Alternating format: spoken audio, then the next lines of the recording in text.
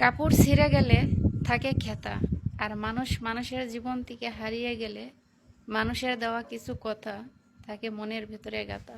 কথাটা কেন বললাম, 2017 সালে আমি যখন ওমানে আসি তখন এই বাসায় প্রথম আসি।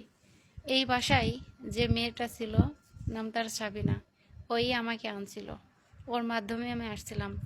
যেহেতু আমি নতুন, ভাষা বুঝি না, তো ওর কাছে আমি 2 দিন এসেছিলাম। আর এখান থেকেই আমি ট্রান্সফার হয়েছি আমার মালিকের বাসাতে।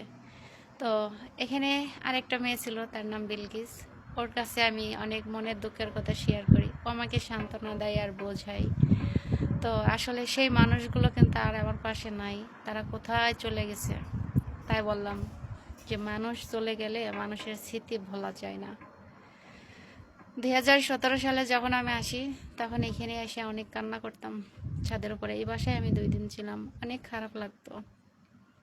কিন্তু আজ সে মানুষগুলো হারিয়ে গেছে, কিন্তু তাদের স্মৃতিগুলো আজও মনের ভিতরে আছে।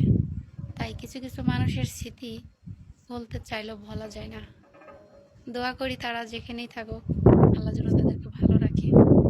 কিন্তু আমি অভাগা কপাল পোড়া এই জায়গাতে আজও রয়ে গেলাম। দীর্ঘ 9টি বছর পার করে দিলাম। সবাই দোয়া করবেন আমার জন্য।